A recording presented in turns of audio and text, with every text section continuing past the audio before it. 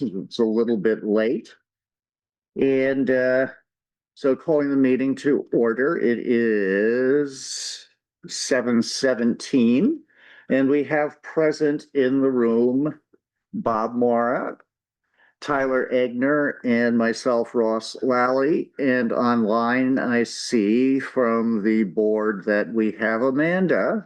And I know the other folks from Board of Ed, as we mentioned, will not be here.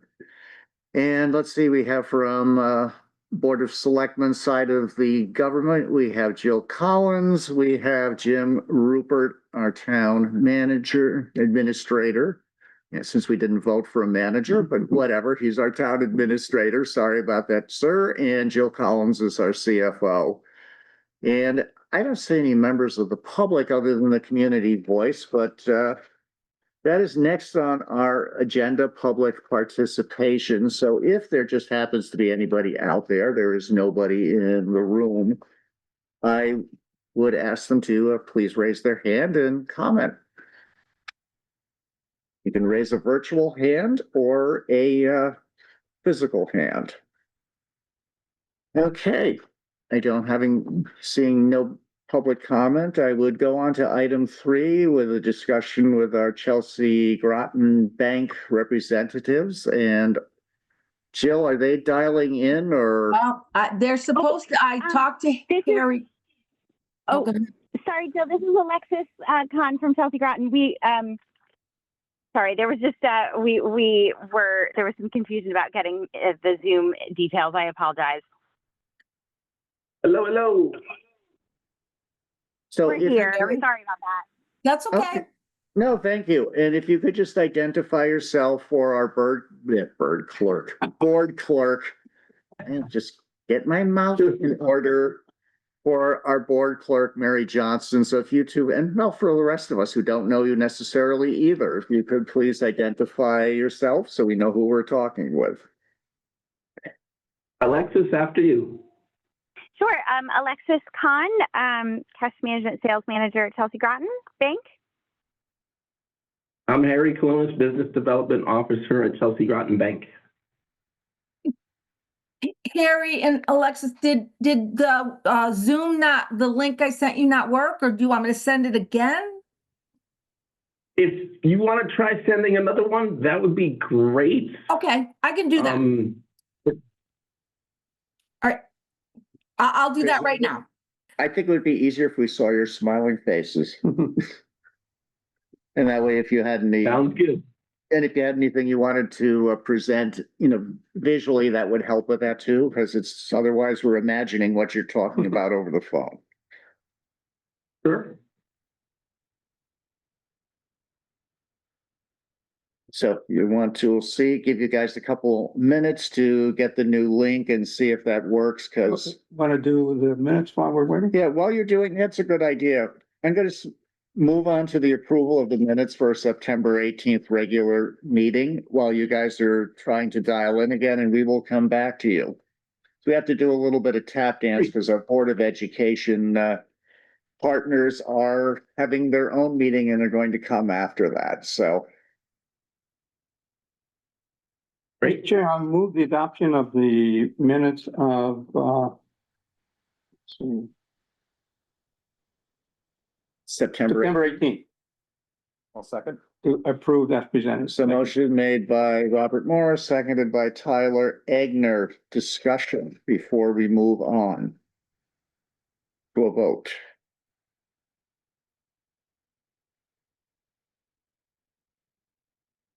I have no comments. Anybody here? Amanda, anything? Amanda is shaking her head no. So then I will entertain a vote from our voting members. All those in favor signify by saying aye. Aye.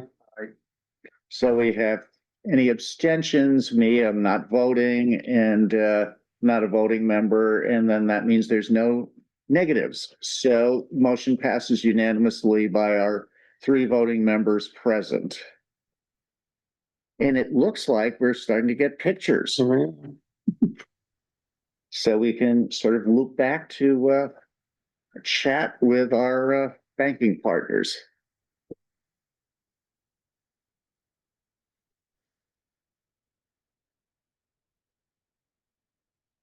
And I see Harry is all set to go. He is standing up at his desk, rearing to go, and looks like Alexis is here. I am admittedly, we had an event, work-related event. I'm actually, in the car still. I can turn it on. I'm just seated in my car sitting No, here. So, Be safe. I Are you apologize. parked? You're parked, I hope. I'm parked. I'm parked. I've had other meetings where, like with our church, with our minister, always went to a place where there's Wi-Fi because Mooch often would do it from his car because he lived up in Massachusetts. But anyway, so the reason we asked you folks here is because we wanted to see what we could do to get a snapshot of where we are in, basically in your relationship and our relationship, together in the town with the town of Bolton. And particularly, where do we go from here with interest rates, as much as you can help us out with that, including whatever benchmarks you use. Somebody has to shut off their phone. Let me mute the phone. There.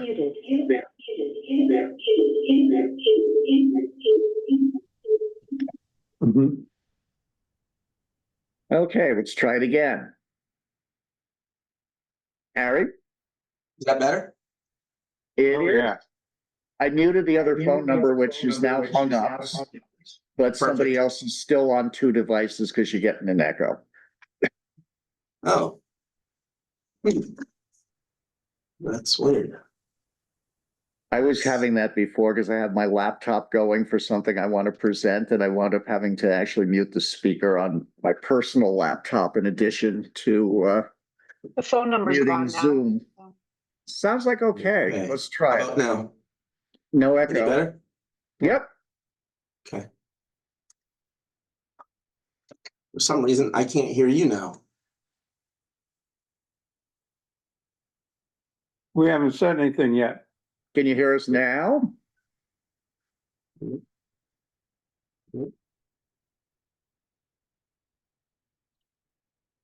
Can't hear us? I don't think so. Interesting.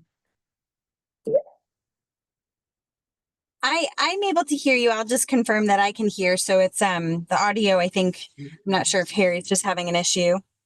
I was gonna say, Harry, you might check to just see if you muted the audio on Zoom or He on was your hearing computer. audio through the phone, and now that he doesn't have the phone, the Ah, audio isn't on. That's the issue, Oh, I believe. yeah, go. Mary, If you can you want. hear us? I can, but There you go. is it echoing? Nope, No. not now. well, Okay, super. Good. you're on. The wonders of modern technology. It's beautiful when it works, and otherwise it drives you crazy. Absolutely. Absolutely. It's painful sometimes.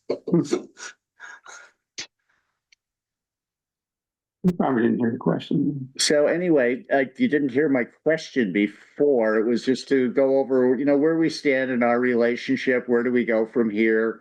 And one of the concerns that we as a finance committee had particularly is the future of interest rates. And, how often do you change them based on what benchmarks? So that will give us a little vision into, the future and our planning processes. We're starting our budget planning process here in another month or so. And so we want to take that into account as we go forward, because the interest income has been quite important to us. With the higher interest rates, it's like $400,000 or $500,000, which is a good chunk for a relatively small, budget as our town has. And that's why we'd like to explore this with you and what you think of the future, if there's any options that, work within the municipal government context. And again, Tyler or Bob or Amanda, I don't want to speak for you guys. Right now, that's pretty much my questions. So maybe if you can just give us an overview and If we have further questions, we can ask you then. You know, and also if That there's sounds- options that we can discuss, if there's any, changing to the agreement that we have here that might be beneficial as conditions change. Again, we can't approve it here, but it's information that can be provided to the Board of Selectmen. And since they're the ones who ultimately would decide upon any of our recommendations from the Finance Committee. Sure. No, this is great. And it's a pleasure to meet with you on a regular basis and go over the relationship, which we of course value. And as your concerns are aired to us, we bring it back to our, senior vice presidents and review the structure of the account, the interest rates. And we are very aware that you're sensitive to the interest rates. And we do our best not to lower the town's interest rate across the board as rates come down. The Fed has lowered rates recently. You've been at 4%, I believe, with the sweep account, and it's now at 3.75. So it did go down a little bit. With the government being shut down, you don't have to worry about it changing anytime soon. That's what I'd like, a real optimist. You just made some lemonade for, the lemons there. Yeah. Exactly. And, the thing about the Fed is they need data to make those decisions. And if the government is shut down, they can't make those decisions without the information they require. I think if you watch the news, they were expecting the Fed to at least cut rates one or two more times by the end of the year. With the shutdown, it's anybody's guess. So I don't personally, and that doesn't count for anything, but I don't see it happening before the end of the year, but I could be, could be wrong. But even if rates do go down, we meet with our board, it's the interest rate committee, and we discuss our partners, our customers' concerns. And we're very hesitant to lower the municipality rates, especially for the town of Bolton, because we know it's a very sensitive issue for you. You rely on that interest income, and we're not the type of bank that's just going to lower rates just for the sake of lowering them, so we don't have to pay interest. Yeah, we're sensitive to the amount of revenue we get from our general fund, but we also have lost another source of revenue because we lowered our mill rate due to the reval that we recently went through, and it's below the cap on the interest on the mill rate for automobiles. So we don't get any refund from the state of Connecticut of that money. And in the current fiscal year that we're in, it cost us about $750,000 that we were, typically would have gotten something in that range. We don't have, and we will not have that going forward. So our other sources of revenue become that much more important in addition to looking at controlling expenses. Sure.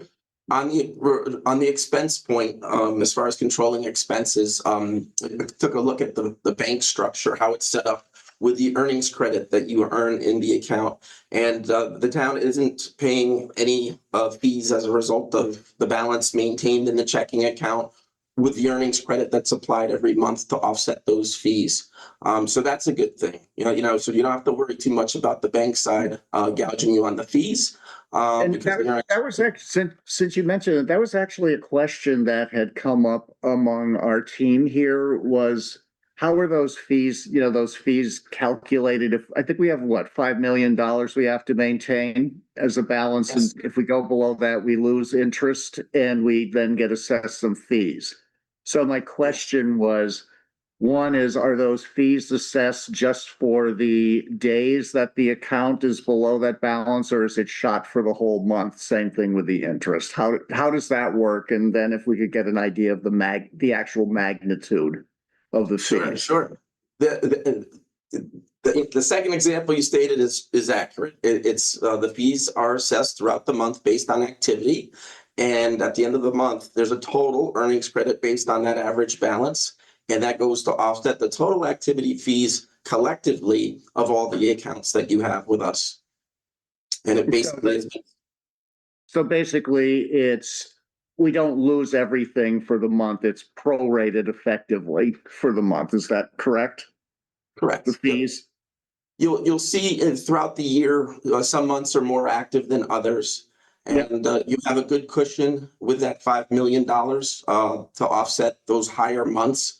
When the activity spikes up, I believe October is when taxes are due, and that's when the activity starts to kick in. And I think that overflows maybe a little bit into November, maybe a little bit in September for the early birds that want to pay their taxes early. God bless. And so those few months there, I think, are the most active ones. And Yeah, Lori Bushnell, our tax collector, told me that the first month after which the first month is the one that we get about 90% of the taxes in, and then you get about 3 or 4% the next month, and then the rest of it trickles in over the balance of the year. So what you're saying is accurate. Perfect. I looked at the activity of the accounts before we hopped on, just to verify. I even looked at your budget just to see how much it was and the revenue streams that are coming in. And as far as the account structure, I think it's right on point. I remember last time we met, we had an interest rate discussion, and we were able to increase that money market rate or the sweep rate for you guys, which was great. And we're at the table anytime you want to be and have a conversation. We value the relationship. Jill and I and Alexis, we have a great rapport, whether it's email, whether it's cell phone, whether it's texting. If there's a concern, we want to resolve it as soon as possible. Yeah. So I guess what the question that came up when we were concerned earlier, because we had the 6 referenda, as you were aware, which then delayed our receipt of tax revenue. And we were concerned, one, that we were losing interest simply because the general fund was being depleted without revenue coming in from taxes. And 2, that if it did go low, we had no idea what the fees would be. So is there any way you could give me an idea of, like, let's say if we were below the whole month, what would it be? And if we were going for like a day, what would it be? If you could just sort of like, those are the 2 extremes so that we could figure, that would help us just sort of guess, I shouldn't say guess, but estimate better. There's a lot of activity in your accounts. Yeah. And if I could share a little snapshot of one of the months here, That would be helpful. Because because we could figure out, like, we would know after the month what the interest rate, what the money was that came in for interest, but then it was like, okay, so what if it was below enough that we actually paid fees? What would those look like? Because then you have the double whammy of, no revenue and it's an additional expense. Sure. Let me see if I can bring your account up here for the month of, we'll do last October, because that's kind of a full month of October when taxes start coming in. It's going to be kind of small. Do you want to share your screen or you just want to narrate it? Sure. I'm happy to share it. It might be hard to read because the font is kind of small and I can't supersize it, but I'll do my best. And, it's just also for the record, because sometimes people like to watch are either watching or they, listen to the recording or look at that later. And so it's helpful for the public to better understand, because that's one of the requests we've gotten from, our voters about providing more information. Absolutely. Let me see if I can pull up this account here and take a peek. All right.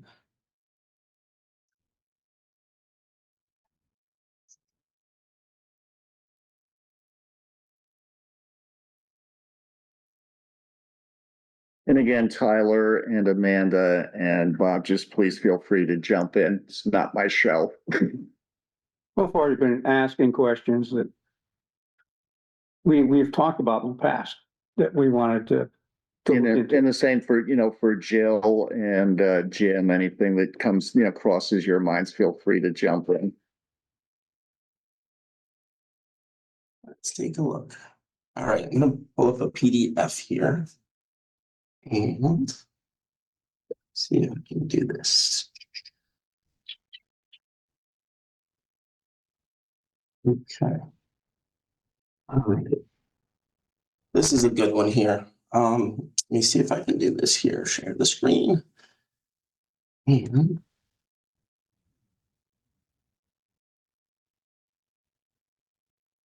Yep, here, it's coming. everything showing up. Yep. All right, great. I didn't mess it up yet. Now, I'll just say, if I hadn't had my cataract surgery, I wouldn't be able to read this, but for me. I had mine too. So this is the master account. You'll see the account number right here, the 922. Yeah, And then over here where it says the town of Bolton. So all the activity rolls up to the master account and the earnings credit is assessed. And these are all the corresponding accounts that the town has. And then down below, you'll see collectively the activity of all the accounts. And I only have one page because my system doesn't let me go to the next page for some reason. Yeah. But this will give you an exact idea of what the activity fees would look like if you didn't have the balances that you have right now. And these are all itemized from the monthly maintenance fees to the checks written, the checks deposited, ACH origination, credits and debits, some wire activity, lockbox service. If there was cash and coin being deposited and remote deposit capture, that's when we scan the checks or you scan the checks to us directly from your office.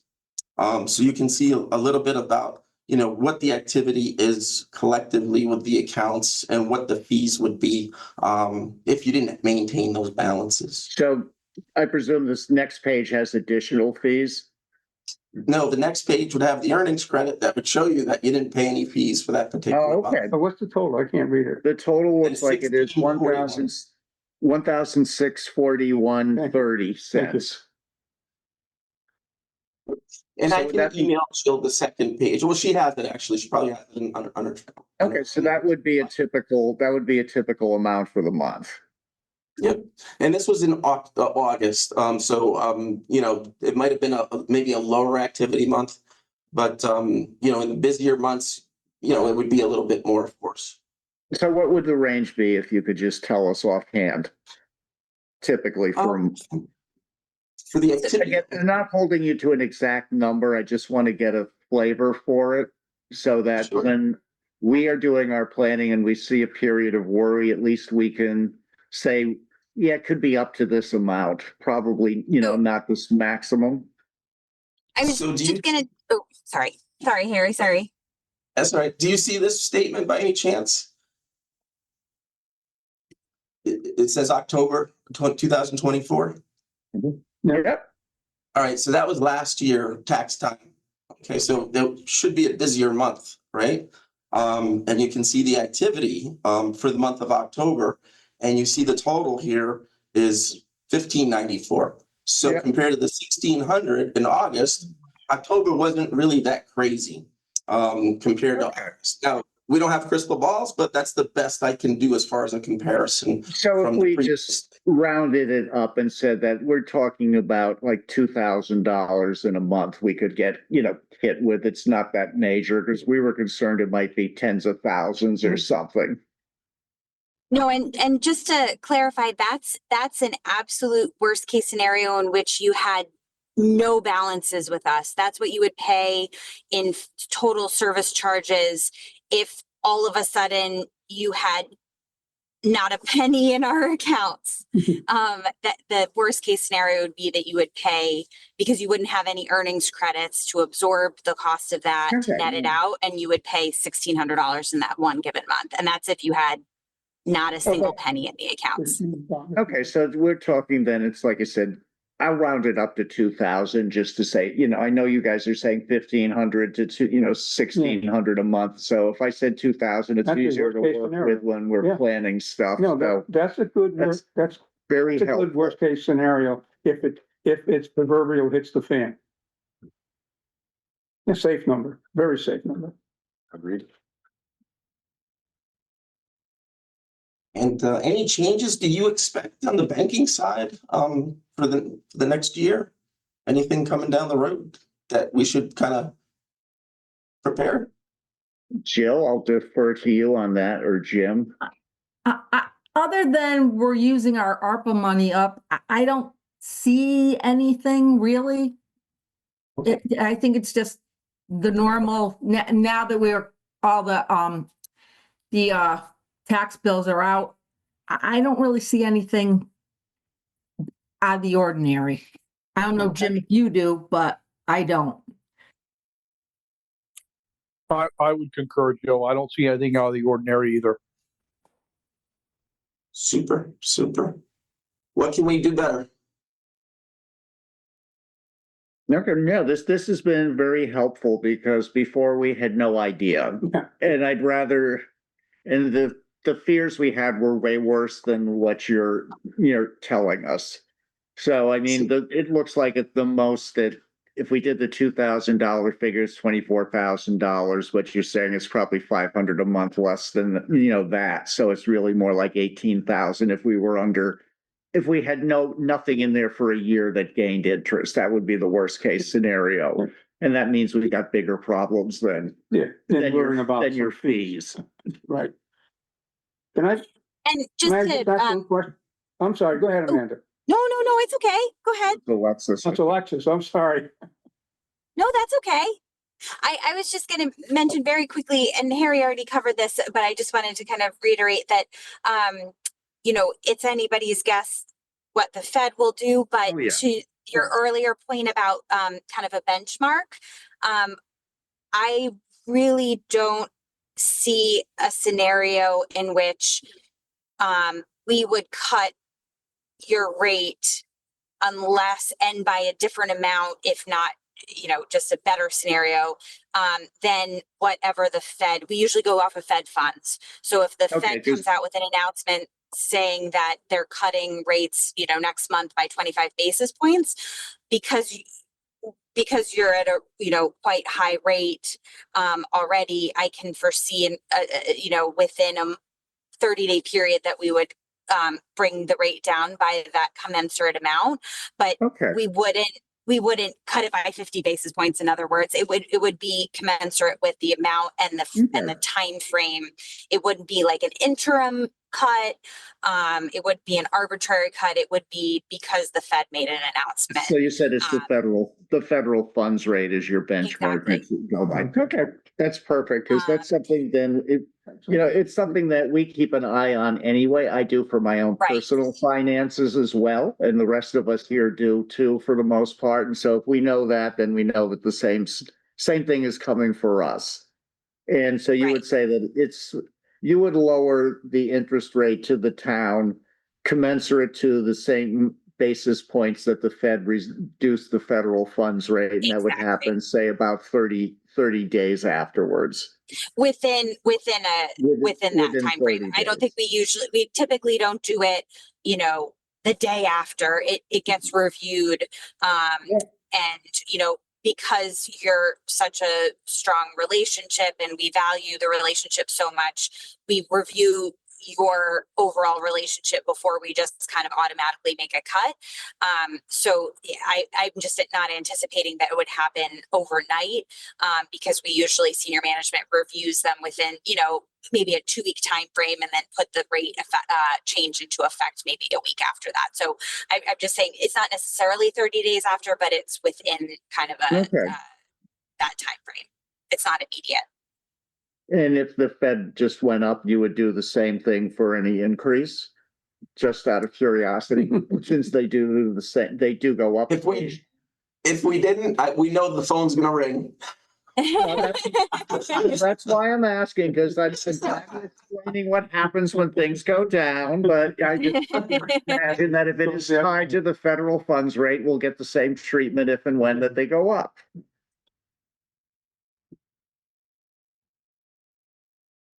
Okay.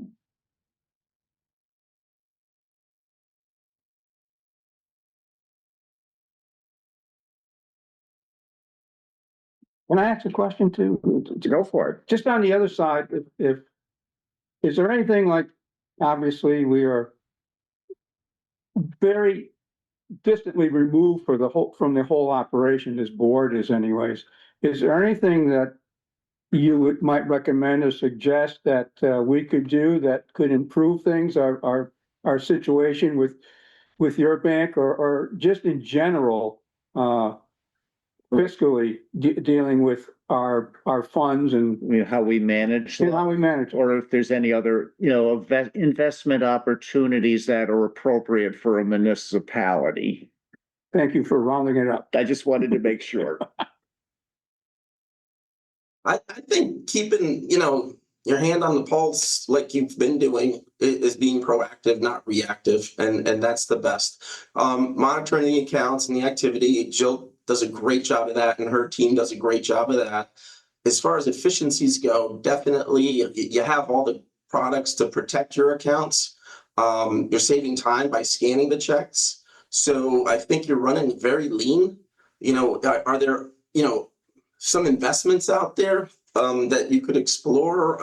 I'm sure, but you're in an FDIC totally insured product. Yeah, right. So it doesn't Yeah, get any which safer. we know we have to be conservative, so that's why I was asking. I was thinking of something along, that's also FDIC insured, like say, certificates of deposit, something like that, but they'd have to be short term relatively, or depending on when we thought we'd need to access money.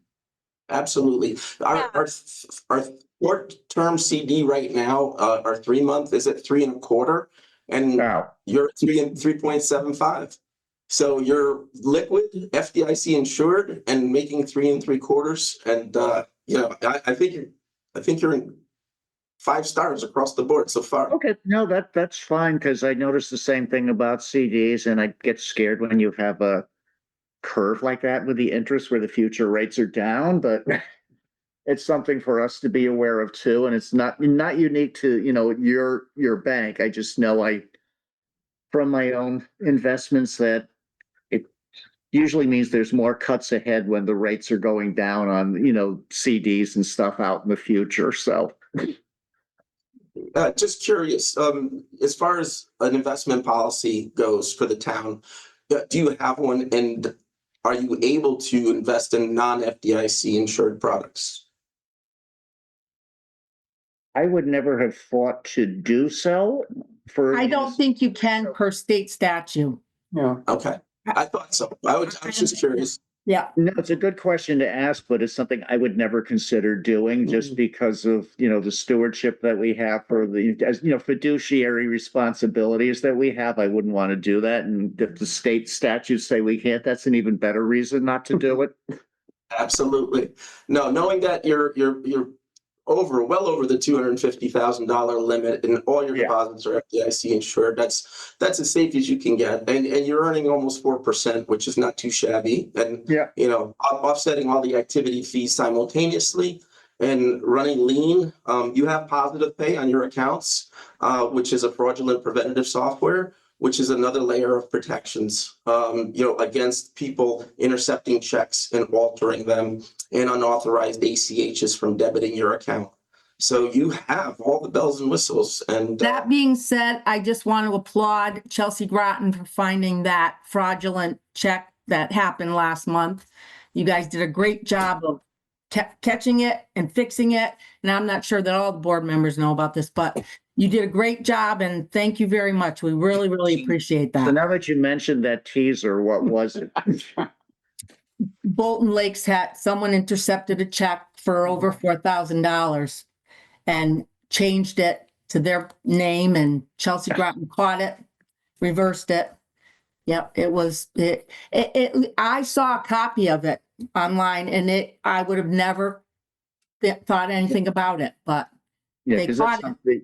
because I've read about that where they have all chemical means to remove signatures and, pay to and put other names in there. So it's a good thing that you guys It looked did that good. for us. It looked good to me, so I just thank them for catching that and fixing it, and Bolton Lake's not losing any money. And it was dealt with very, Yeah, and very, Danny's got her hand up. was dealt with very, very efficiently. Good. No, thank you. Jill was away, and they reached out and they worked with me to get it resolved very, very quickly. So thank you. I'm glad it worked out well. And I don't know if you remember the last, it was sort of a customer service, right? The difference between a community bank and some of the big banks out there. But Jill, if you don't mind me sharing the payroll story, remember on that holiday? No, go ahead. Yeah, that's fine. Yeah. So, the bank was closed on the holiday, but payroll had to get out to the employees.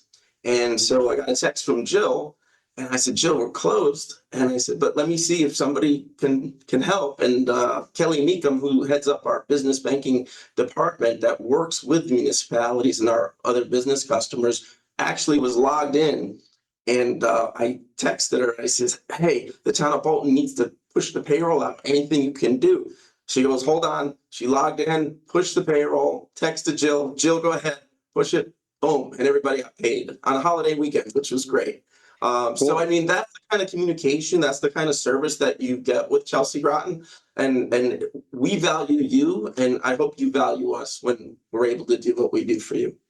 No, and that one I personally appreciate because I get paid, get paid for one of my jobs here with the town. And I also worked at a local company that will go nameless at the moment that missed 2 pay cycles. Our checks bounced just because they were cutting things too close with transferring, money. So I do appreciate that, that partnership and getting us paid. Amanda, you have your hand up. Yeah, so I believe I don't remember which meeting it was at, but at a prior meeting, someone, I think it was Jill or Jim, said that we don't do ACH payments. But it looks like there were 22 of them.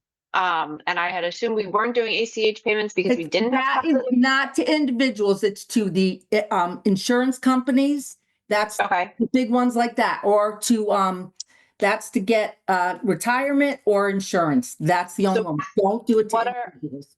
What are our barriers to paying ACH individuals? When it's just, if you do it for one, you have to do it for everybody. Or if they find out and it's a lot more work, we just don't have the staff to be able to take on more as it is now. We just can't do it. So you're saying paying via ACH is more cumbersome than paying via checks? Yes, yes, it is. Absolutely, it is. For one-off expenses, sure, but for like reoccurring people like contractors, I wouldn't think that's the case. And I don't think it costs us as much, like, because obviously we have to send, postage and all that jazz with. Yeah, but it's the Checks. time it takes for the person to do it too. You're taking that time, you're taking their hourly rate versus a stamp and a check and an envelope. Okay, I mean, I guess I don't know enough about how to process the I'm not ACH, but following either. But yeah, something for future. Bob, I just have a comment to the gentleman over at the bank. Having dealt with the larger lending institutions for a whole lot of years, I just want to say it's been an extreme pleasure to work with an institution where you can deal with individuals who actually know what's going on and actually give a damn about their client base, Yeah. particularly small client bases. I mean, the larger institution, unless you're triple of what we have here, they could care and less. then some. Yeah, and then some. But just to let you know, those of us who've had to deal with those institutions really appreciate your bank and what you provide. Thank you all. Thank you very much. Appreciate it. We have a great team, and I've been here 31 years. So it kind of shows you that, I love what we do, and, I get to work in a great place with great people and help customers all day, and we love it. Otherwise, we wouldn't be here at 8 o'clock at night on a Zoom, sharing stories and answering questions, and we love it. We absolutely love it. So it's our pleasure. And we really appreciate the relationship with the town of Bolton, and Jill has been so wonderful to work with, and every chance we get to see her is delightful. So you have a great finance team overall, Jill, and everyone on her team. So it's our pleasure to be able to work with you, and I'm glad that your experience has been positive because we certainly aim to try to do so. Thank you, Alexis.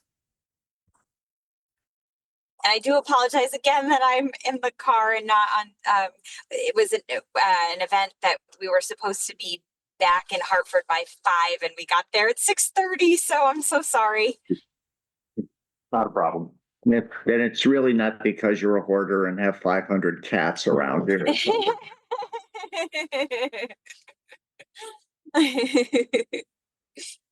Okay. And will say, I think that, we've worked very closely with Jill to also, I think, optimize the structure of the accounts. And to Harry's point, it really, I think, is the best utilization of everything that we can provide in terms of services for efficiency, their operational efficiency, but also the fact that you have the sweep in place in particular means that you're able to optimize your interest on a daily basis. And, if you kind of decide to put certain chunks of funds aside to be interest earning, you don't have that automated functionality whereby really every extra dime and nickel that you have available outside of what's covering your, service charges is automatically, sweeping over to get to be interest bearing. So, especially given the way that the rate is currently, I think you're well structured.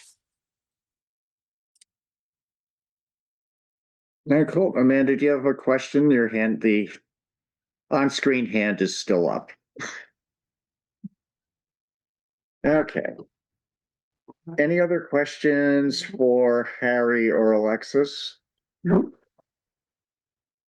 I'm not seeing any other questions. I do really want to thank you, and I just want to voice the same, the same comments that, Bob Mora did, is that it is a pleasure to work with a smaller financial institution where we matter to your business, and that and you've been very helpful to us. Thank you. Thank you. Anytime you want to have a follow-up conversation, we're available. Probably want to check in with you like once a month, because our auditors made the same agreements, will make himself available too. And I just think it's really good to work with, all of our financial partners where we can. Absolutely. Let us know. And if you have questions prior to any meeting that we have, we're happy to do the research and have the answers ready for you. So that you can email us anytime with questions. Because I think we will take you up on your offer probably next quarter, when we're more into the budget process and we're trying to figure out what it looks like our interest rates will be. Because we typically, in the past, we hadn't been aware of what your benchmark was. And so we were kind of pulling numbers out of the air and guessing without really working from what do we think the balance is going to be? And it's more of like, well, with 2% interest last year, we made this much. So maybe with 4%, we'll double it, as opposed to, understanding better the fee structure and, where what benchmarks you use, and, when things change versus the federal funds rate and so forth. So I'm thinking probably, what do you guys think, like March, maybe? Ask Jim, I won't be here. Oh, that's right. Bob's not going to be here, and Amanda won't. So I'll ask Tyler. I would say, yeah, March. I think that's Probably March. good outlook. Okay. Absolutely. So they'll put a little reminder in your calendar, and it will definitely be on ours for those of us who will stay here and those of us who will be joining us. Sounds No, good. because we're having elections, and some of our members' terms have expired. So there's a couple of us, like Amanda is going to be departing. I think Rhea is Rhea staying, or she's moving on too, or no? Amanda's like heads going around in a circle. I think the three of us are going. She is retiring from the board. So so Rhea, Bob, and Amanda are retiring. So we'll have three new faces. Oh, Chris is going to retire too, I believe. So we'll see. And Tyler's up for re-election too. And Tyler's up for election, so we'll see what happens. Either way, Tyler, you're going to be here. We'll get to board the newbies with all this banking information, right? Actually, it'd be very, very helpful for them to get oriented and have that, because when I started out here, our then banking partner, we didn't do this with. And so this is just very helpful, because it would help ground them in all this really good information that you provided us and how you partner with us. It would be very good for them. Yeah. Sure. Yeah. Be happy to. All right. So we will be seeing you again. Sounds And if great. you have any questions in between And if we have any questions in between, we'll pass them on through Jill. Sure. Thanks again. You're welcome. Have a great Have a night. great meeting. Larry and Thank you. Alexis. Bye-bye. Bye. Thank you all. Bye. Bye-bye. Okay, so I am going to continue our tap dance for the Board of Education folks. And we're going to move on to item number 4 on the agenda, which is elected official and town and staff reports. And since the Board of Education folks are still at their meeting, we're going to keep going until they show up. So let's go on to, if we could, item 4B, which is our tax collection summary. And we'll just continue through the Board of Selectmen's part of the budget until the Board of Ed shows up. So Jill, would you be able to share your screen?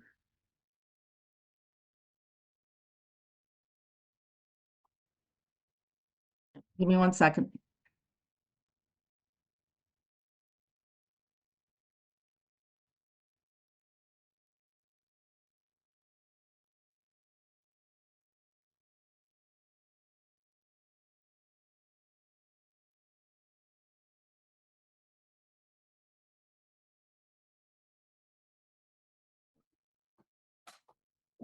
Russ, I don't know if you heard there was a glitch in the Zoom program. No, I did not. Oh, she did hear you.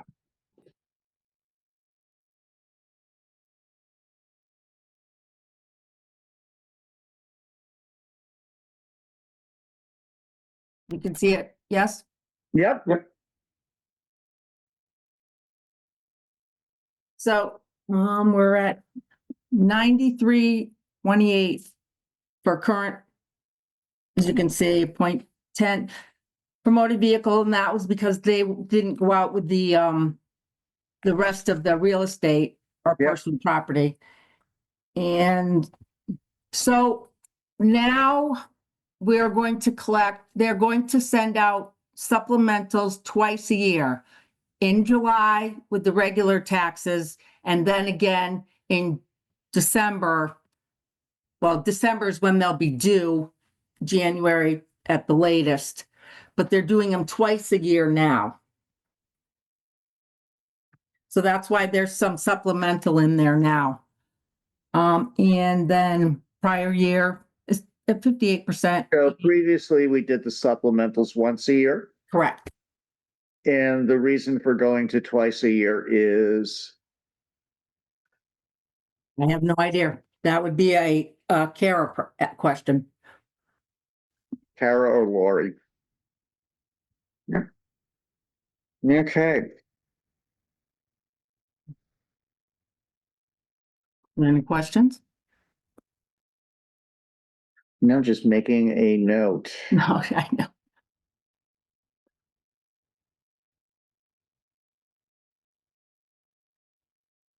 Well, the receipt of the supplementals that go out should bring this closer to what we normally have at the end of a collection period. The information that we received, it looked like it was going to be higher, but I'm a little leery with the numbers that we were given. I wasn't really feeling warm and fuzzy about them. And I honestly can't remember what she gave us now. It was, Ross and I and Lori all met with Kara, and it was kind of confusing, the numbers that she gave us.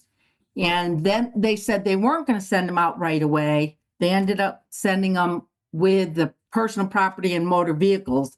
But I really don't know what the number is for the total. Yeah. So I would just add, don't forget, we have, what we're collecting right now is motor vehicle, personal property, and the supplemental real estate from the difference between the temporary mill rate that we set and the actual mill. It's a lot. Correct. Yeah. No, and the reason I was just curious as to why the change from one supplemental to 2, just because of any potential impacts on interest income, depending on, when you I think it'll collect. help us. It will help Right. You'll actually have the opportunity to collect more money and interest this way. Yes, Okay, well, that's my concern, because when we talk about going to two tax bills per year, then we're looking at lost interest. So I was wondering why, if that's the case with that if you went to two for supplemental, why you would gain interest as opposed to losing interest. Because you're getting those taxes twice a year instead of once a year. getting sooner, getting So- those So dollars. if somebody, right, so if somebody had if they bought a new car, traded in their Yeah. old car, right, so that you're collecting that every 6 months now instead of once a year.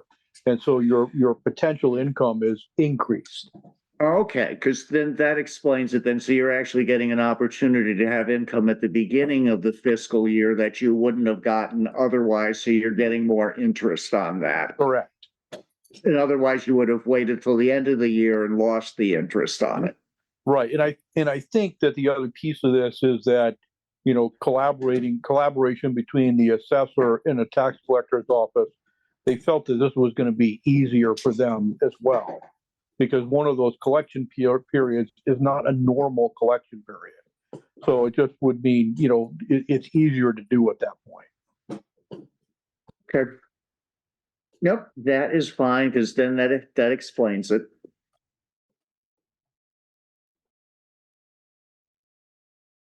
Okay, any questions about tax collections? Wow. Then we can move on to next one.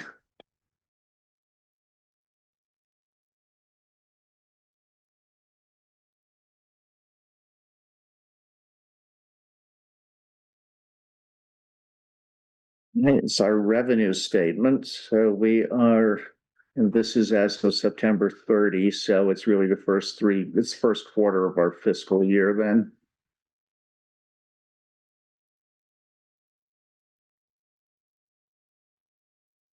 So we got both. Final of 2025.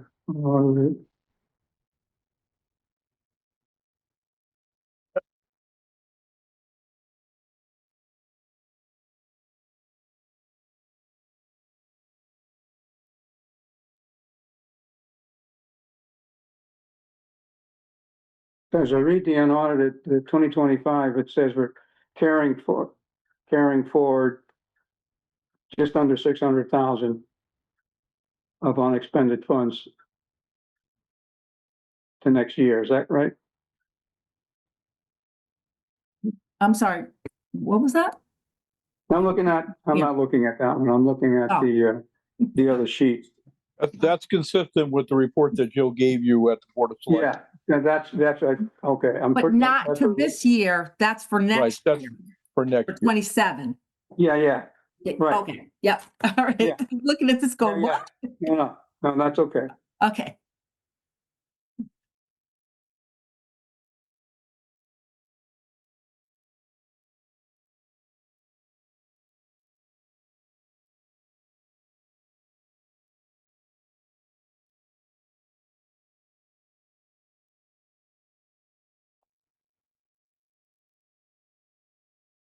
Any questions? Tyler? Amanda? Can't see you on the screen at the moment.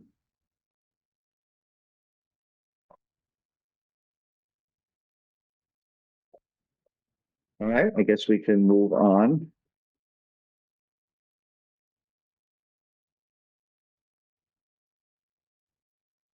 You want to move on to expenditures?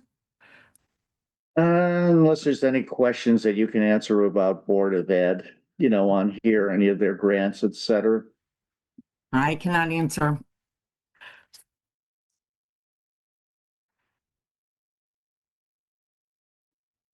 Then we can move on. This is our last year unaudited. Yes, Yeah, that's right. Yeah, so now we've moved on to our expenses, correct? yes.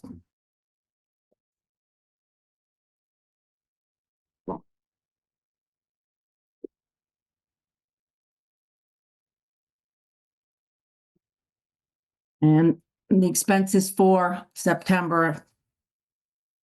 And I don't know if Jim has anything to add. I mean, this is something that we look at carefully, as you know, on a monthly basis, and nothing's jumping out as an area of concern at the moment. Yeah. And it's kind of early in our year to, I would hope that we wouldn't have any concerns at the moment. That would be kind of scary. Yep, and I'm gonna say when we meet again next month, you'll see a blip in the election spending because we'll have the 14 days of early voting plus all the election activities. Right. We're having, the other work then that starts in the beginning of November. We've got the elections, and the early voting runs about $1,000 a day, and that's not including the cost of ballots. And we have 14 days of that. So we'll see some more spending there. Yeah, I mean, although it'll look like an anomaly, we expect it. So, it's not going to put up a red flag for us. Yeah, that's why I'm just bringing it up, because otherwise it'll look like, geez, where did all this happen from? And you'll see quite a bit of spending, and you'll see even more in November. Because I mentioned at the 3-board meeting that we have probably a pretty good high risk of having to do a recount, which means 2 up to 2 days probably of dragging everybody who worked on the election back to go through all the ballots by hand, see if there's any questionable, hand count the ones that have that are questionable, feed the rest through the machine, and then add up the total and see if the same people won or lost.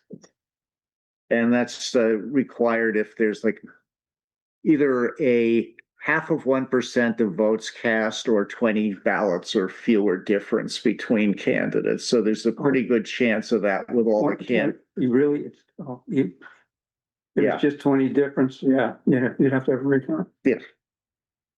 That new? No. Oh. We went over that the Secretary of State has a monthly call with the registrars, and that was one of the topics that came up on the meeting was what triggers a recount. And that's, per state statute. Interesting, I didn't know that. Yeah. Yeah, we can get close to 20. It'd be very easy to do that. It's different for a referendum. They don't care about the 20, but for, a municipal election, they care about the 20%, 20 vote difference. Mm-hmm. So more to come on that, but expect a blip in the next couple of weeks in our registrars spending elections department. Ross, can a candidate waive the recount requirement? Oh yeah, if they want to just say they certainly can concede, and then you don't have to worry about it. And if it comes out as a tie, still, I believe that you have the option of flipping a coin. Yep, we kept that. Wow. Which is, I think I heard that the town clerk has a special coin for flipping for this. It's got 2 heads on it, if I recall correctly. Or 2 tails, one or the other. Yeah, right, whatever it is. But, yeah. All right, any questions? Then I guess we can move on. Trying to also be respectable of Amanda's bedtime. She's got to be off by 9 o'clock, she told me. I think we'd all like to be done by 9 o'clock as well. There's the transfers that were done in September. Yeah. They're all pretty Small. nothing. Yep. And just your end of the month balances. Yeah. And when did you say that we went to 3.75%? Was that last month or this month? Well, that was news to me. So I'm gonna have to look at the bank statements because I didn't know anything about that. Yeah, so let's check. September looked pretty good. Yeah. Well, that's our next report. Yeah, but I've had 4% because I don't know when the 3.75 happened. It said that was news to me. Yeah.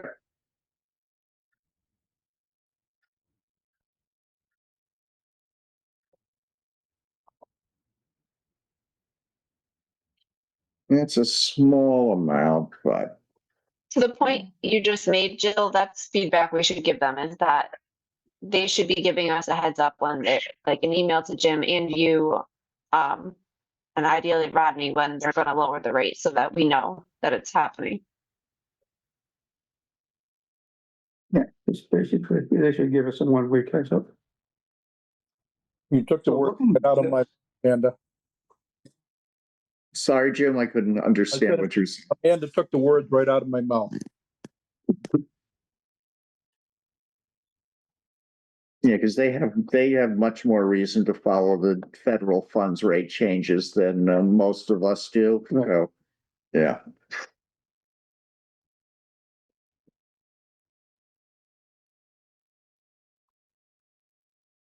So far, looks like we got a little bit of a penalty because that 54,000 happened a couple months late because of the extra the 6 referenda that we did.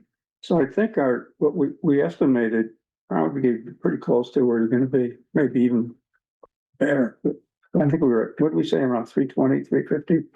I'm trying to remember what, let's go look for revenue. What Wasn't it did we, I 375?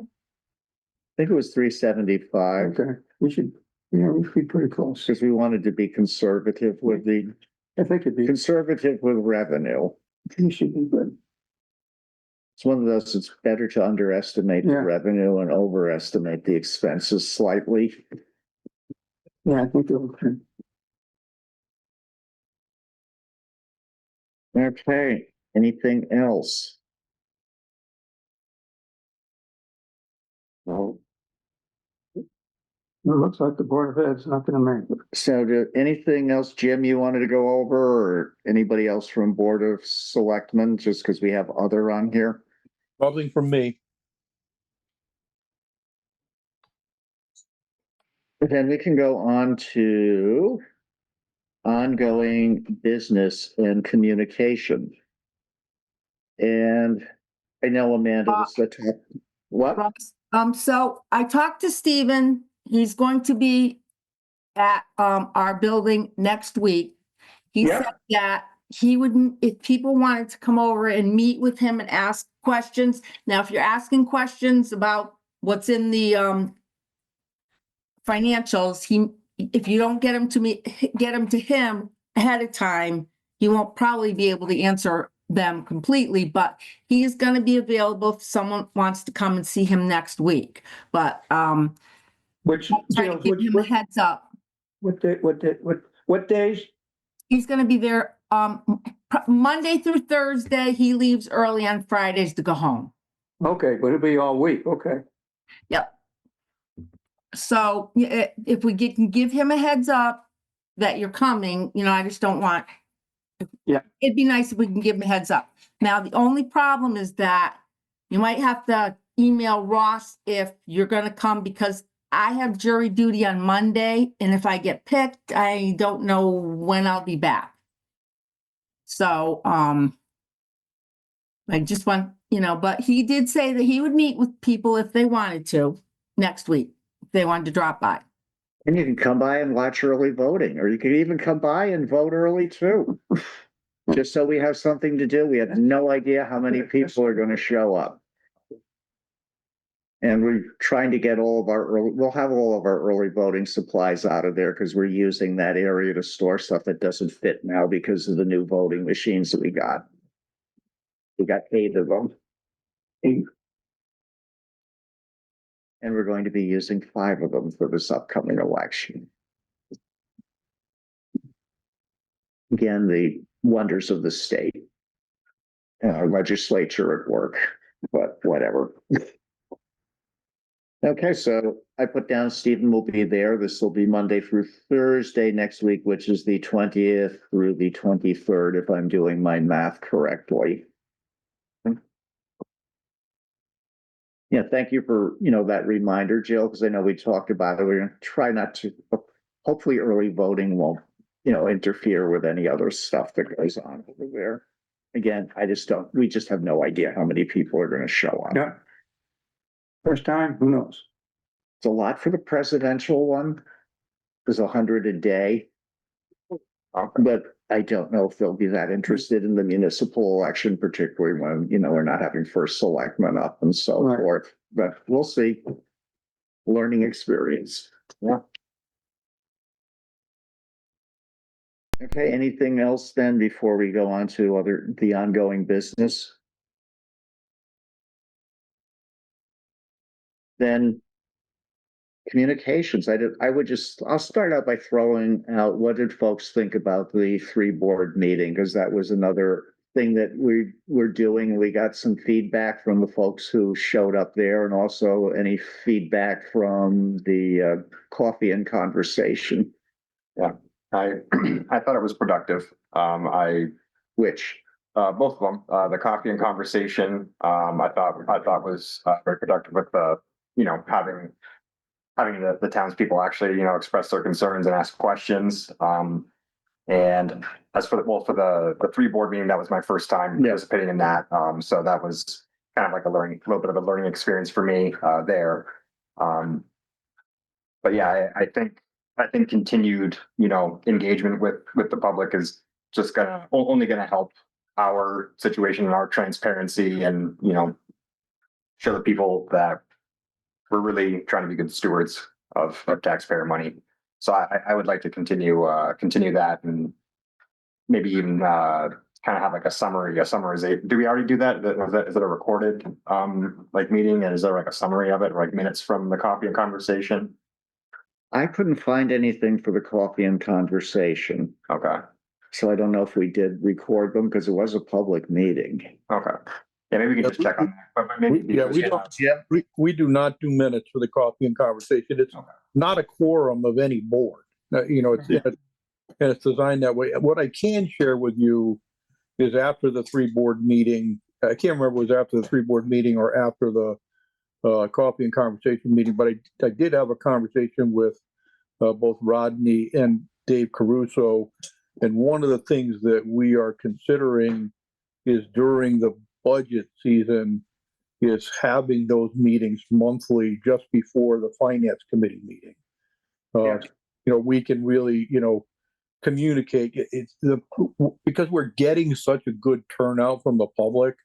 I think we want to capitalize on the opportunity to be able to share information with the public about our budget and budget process. Yeah, and David had said the same thing, and he's really very interested in participating, helping getting the message out. And he's got a lot of information to answer folks when they ask, what are you looking at to try to do things differently? I thought he did a really good job. Mm-hmm. So I'm glad he also had that same conversation with you guys. Yeah. Because he's been very consistent in the same message when he and I talked. That was going to be my comment on the 3-board meeting. It was one of the more productive ones that I've been a part of, and very informative. It was informative. It was a great back and forth, and particularly I enjoy that type of meeting. But also, you go away from a meeting. Actually, you've learned something. Something that's important about how one of the other boards operates and what they're doing. And I think one of the key things too, that was addressed at that meeting was important. What are we doing with the school system to help deal with expenses and student population? And it was encouraging to hear what they're planning and what they're actually doing. Even just that he's looked at some of the concerns that people have, like the empty buses, especially with all the parents coming out of the school, and that he actually, proactively looked at that, knowing that that was stuff that people are concerned about. Whether, turned out it didn't necessarily save anything, but any of the options, but it was just refreshing to have him just say, yeah, I looked at that, and here's what we found and how we looked at it and so forth. Amanda, anything from you? You're still there? I'm here. No, I think I said my piece at the 3-board meeting.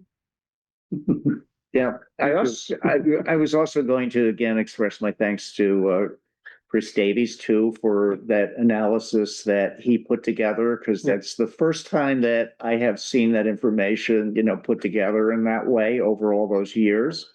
Yeah. And I just like the fact that, it's like, I believe very much the same thing you did, Amanda, that when you get a report like that, the data doesn't necessarily give answers. It's like questions waiting to be answered and discussed so that you can tease out what the facts really mean. Right. And that, and that's, and what do you do about it? Because sometimes there's a range of solutions that are not necessarily mutually exclusive. So I found it, valuable. And, if I may. Yeah. One of the things that was brought out that really impacts this board on there is the importance of trying to have the emergency fund at a level that's meaningful in allowing the various boards to then actually be more careful in their budgeting process, because if you don't have that, any movement in their budgets, they're in trouble. I wouldn't even use, I agree with you. I wouldn't use the word have them be more careful, because they No, are. they are. They're putting the contingency in their budgets instead of pooling it. And so you have, Right. it's larger than if you pooled it. Right, and if you were able to put a large amount in there, okay, you could, instead of having, let's just say 150 here, 150 there, which is 300, you can have a 200 amount in there. So it's not all gonna hit one or the And other. we just have to look into what rules govern Right. what you can use, use that funding for, and what are the conditions that Just a trigger. good thought for your Yeah. next board to go forward with, but it's always the bottom, the issue though that arises at the end, the conundrum is when your budget fails, what gets hit? Yeah. And that one has, when it was high, that had been one of the. Yeah, and that, and that gets true if you, let's say you put the maximum in, which I think is like 2.5, 2.6%, then if you put that maximum in, if you drop the budget, the contingency automatically has to get cut so that it doesn't exceed the maximum that's in our charter. Anyhow, But anyway, that's the future yeah. that you'll be a part of. So we'll see. So any other things I think this is just really important, because I would like to do what we can to avoid having this many referenda again. Right. And also because it's expensive, both emotionally and financially for everybody who's involved with it, the taxpayers as well, as, town staff and so forth.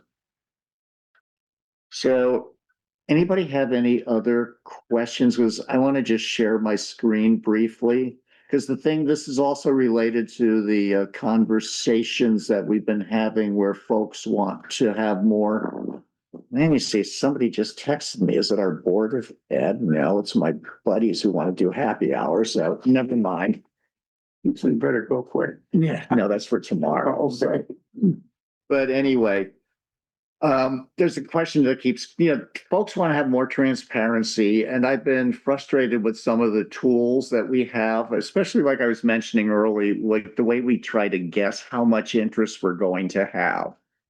And so what I did was put together a calculator based on, models that I've used in the past for work. I had Ashley Phelan take a look at it, since she's a CPA, and she said the general approach, was sound. So I'm going to share my screen with Zoom, and the tool that I came up with will help us when we want to, instead of pulling numbers out of the air, we can just document the assumptions that we make. What do we think we're going to get in interest rates? Does this interest rate hold for the whole year or part of the year? And, we can, right now I have it just to cover interest on the revenue that we get, assuming that the revenue comes in, the middle of the month. I'm splitting the difference because you can assume comes in at the beginning of the month, or you can assume it comes in the end. I picked the middle because you won't be off more than 50% that way. Whereas if you pick the beginning or the end of the month, you can be off like 100%. So, stuff like that I did, and it's only for the revenue that comes in for the month. It doesn't care about the balance in the general fund because I really didn't know what that average typically is. Because we have the total amount of that's in the fund at any moment is presented to the board. But, that includes the revenue of the month. It also includes our, 5 million balance that we have to have in, and then the difference between that. And then you also have Jill is moving monies around to use for operating expenses. So they move out of a taxable interest-bearing account into a non-interest-bearing account. And so that needs, a little bit more work. And then the other thing that this let me do was so let me share my screen if I can find Zoom on here. And come on. There we go. So let me share. I'm just going to do this. The other thing too is just let me just take a swag at if we went to two tax collections a year versus one, what would the impact be on the interest just on the revenue that we bring in by month? And so what I did with all of this was I took all of our financial reports from the last year and plug them into an Excel spreadsheet because what we typically get are PDFs. You can't manipulate them. So I went through and took all of our, basically did the reports like we looked at tonight with Jill, took the ones for expenses, took the ones for revenue, their running totals. So I used that to, collect, to calculate what was the actual amount that came in that month. And so doing that and you plugging in the interest rate, and again, it's not going to match 100%, what we actually did. One, because, what we got for interest, one, because I'm not taking into account, that other, I'm only looking at the revenue. I'm not looking at the existing balance in the general fund. But what you can do with this is this is our spending pattern, this is our revenue pattern over here.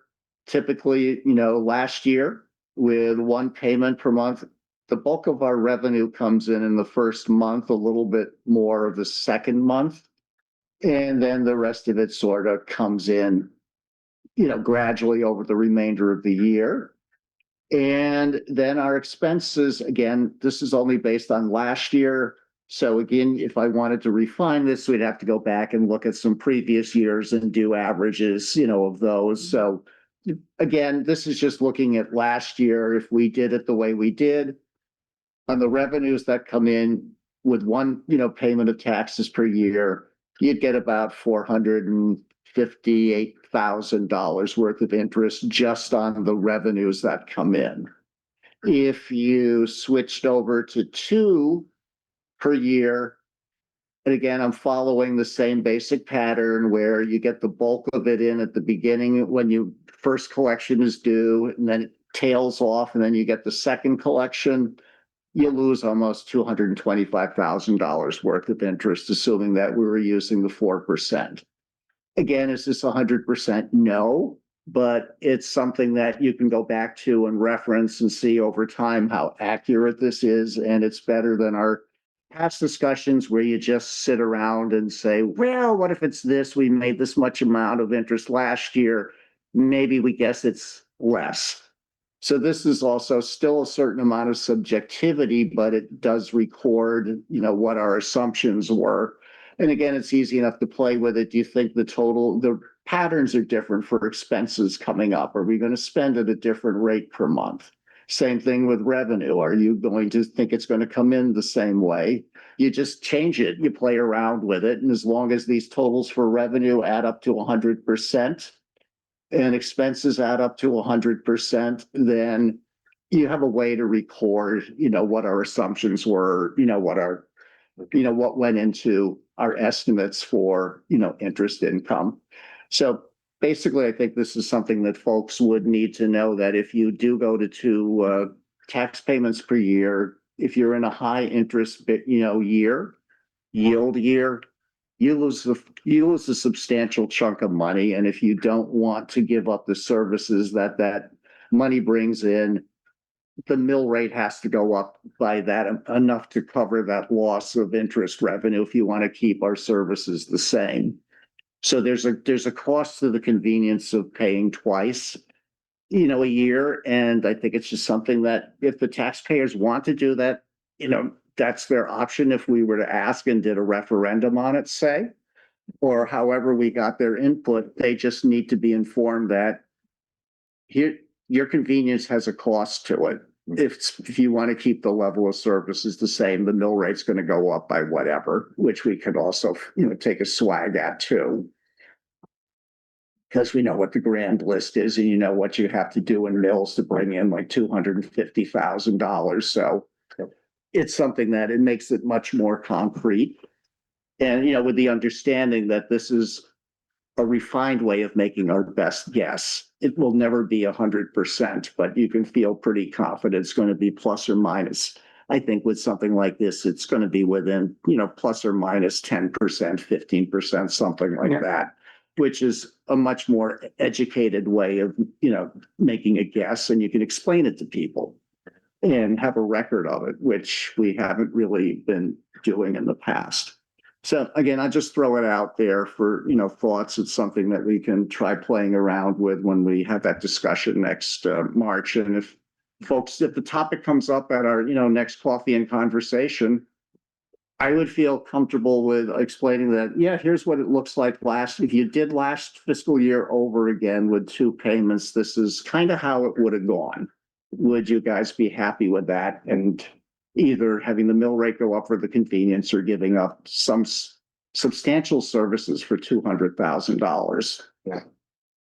And next year, more than likely, you'll see another couple of more drops in the basis. Yeah. So that the potential impact shrinks. So the differential shrinks. So I mentioned that because it could provide an opportunity to seriously look into. Yeah, because if it's a low interest paying year, then they know it's not going to have much of an impact. But then you still tell them that when the interest rates go up, it will have more. It'll have more of an impact.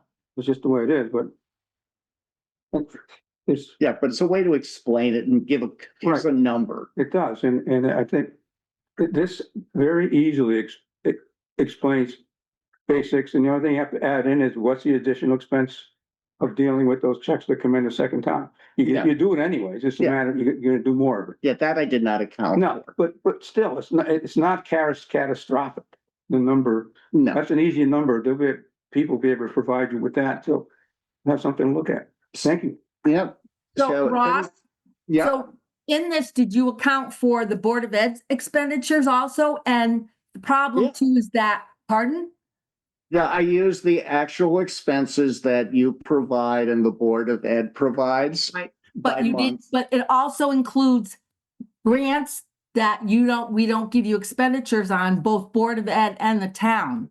So you have the Board of Ed, AP and payroll account, town AP and payroll account, and then you have the Board of Ed's grant account that zeroes out into the general fund, and all of our grant money is in the general fund too.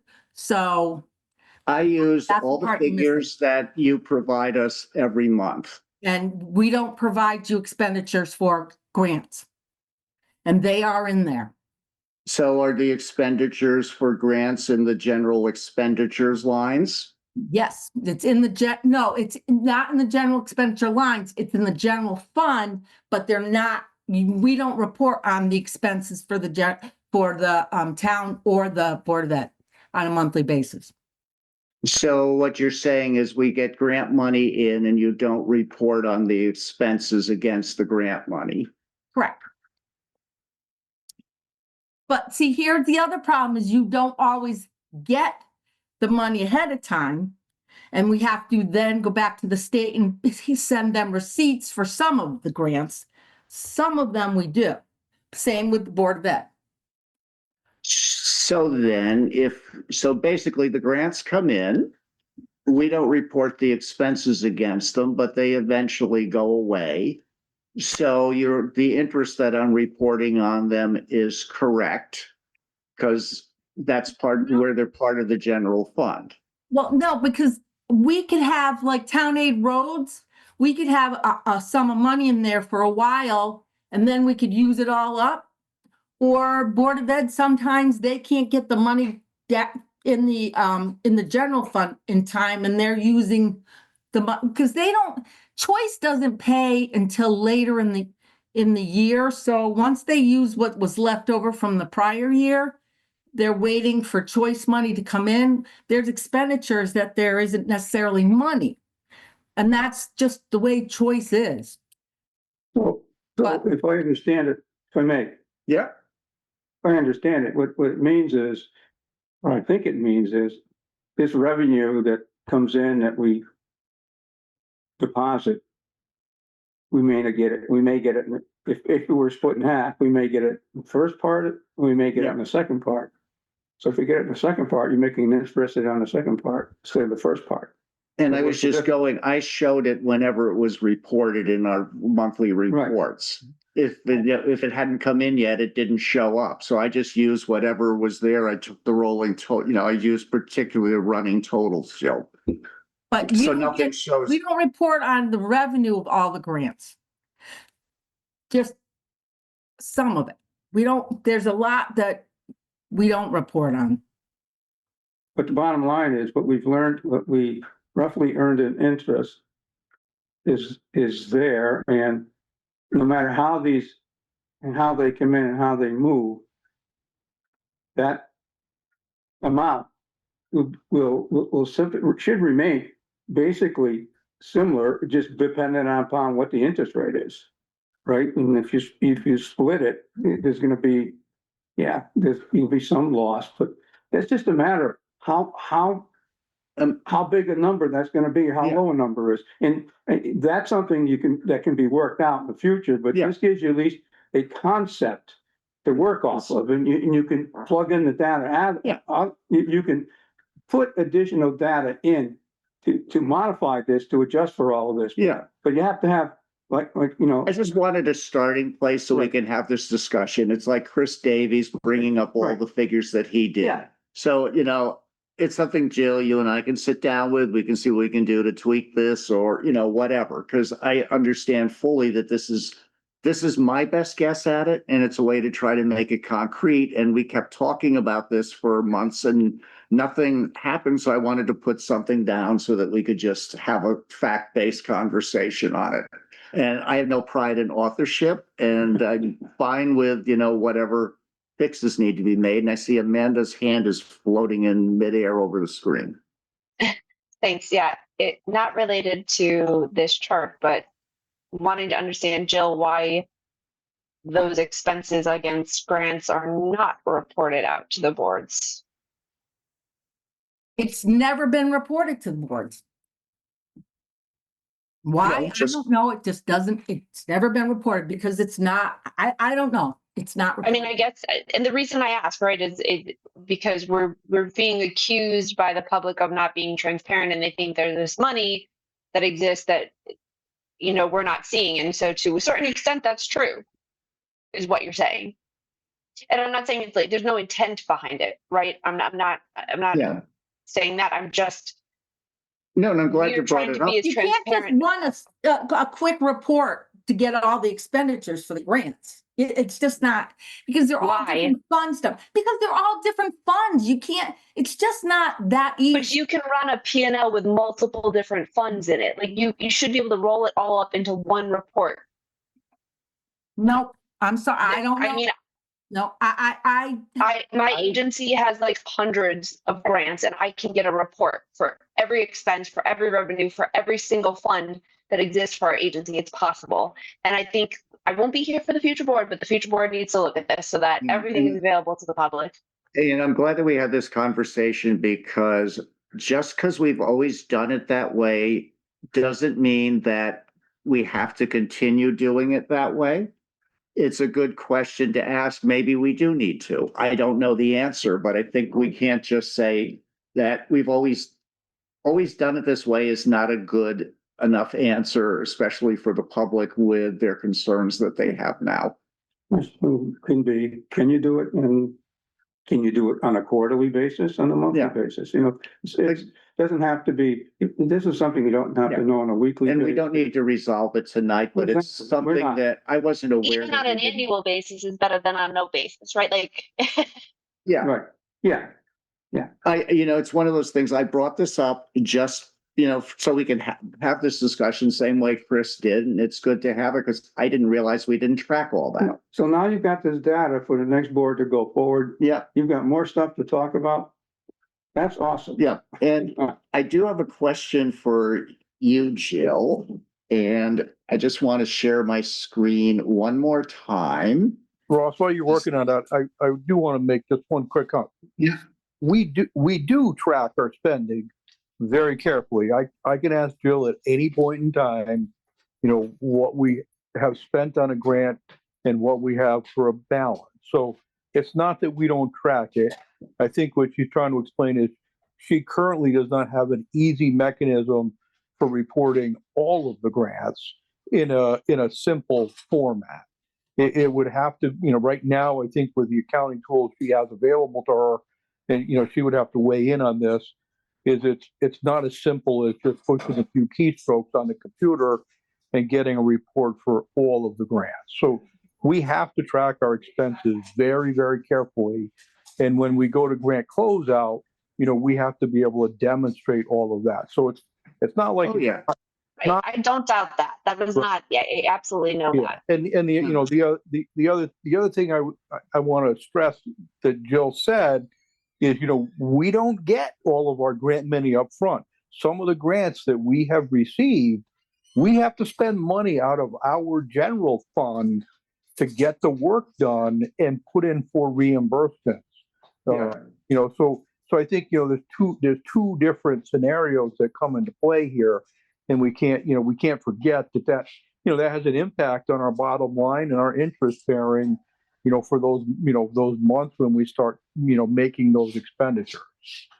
Yeah, and I think it's good to keep this conversation going, because I know the public has trouble understanding how we move things around, and I am having trouble understanding it. I'm not getting a good mental picture from our discussion, so I think it's something to continue, talking about. We're not going to solve it tonight, and I don't want to even try to get into that. But I do have one last thing I want to share, and I have a question for you, Jill. And again, I don't know if, you have an answer for it. So hold on, wait for this to come up.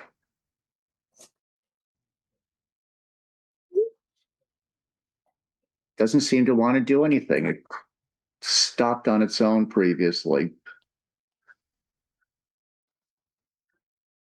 It doesn't seem to want to share, but I will ask you the question, Jill, and I can send you the document. I'm looking at again last year for our tax revenue, not tax revenue. Yeah, it's actually our total revenue. And I'm looking at the rolling total. And again, this is off the reports that you give us. And the rolling total for November of 2024 dropped from the total from November to December, dropped over $600,000. And I don't recall that we discussed it. So we went from the running total in November being $19,736,762 in November to $19,135,912. And then we did the same thing from January to February. The running total in tax revenue dropped by almost $250,000. And I look back over the minutes, we did not discuss this, at our meeting, so I'm not sure what happened. And I don't want to put you on the spot for it, but I just know we didn't talk about it, and maybe if you could help us understand how that adjustment happened, because we didn't talk about it for the meeting minutes. So it went down from one year to the next. I'm trying to understand, but again, I'm not the tax collector. I don't know if adjustments were made. I mean, this would be more of a question for, if we're talking tax collection, it's more of a question for Kara and Lori. I Well, don't it know. was incorporated into the report that you give for overall revenue, so I presume that you reviewed it and that you would have noticed something like an adjustment in the running total of revenue, so that's why I am asking you. I would not, collection is collection. I didn't look back. I mean, total money? And again, I never would have caught this if I hadn't gone through this activity, because we typically don't review the difference from, last month to this month, but this just jumped out at me as like, this is almost like $850,000 that was reduced in the tax revenue without explanation from anybody. Again, I'm not the tax collector or the assessor, and those would be the two people that would be the ones to ask. I could not tell you why there was a reduction in tax collection. Okay, I have no way of knowing. I will ask them. I will just pass on that. I thought you might be interested in something when it happens like that, since you're the CFO, but I will ask Lori instead. Number 7. Okay, number 7 is adjournment. So move. So moved. Do I have a second? Second. All right, all those in favor? Aye. Aye. Opposed? Nay. It looks like it's passed by all members present, voting present. Thank you.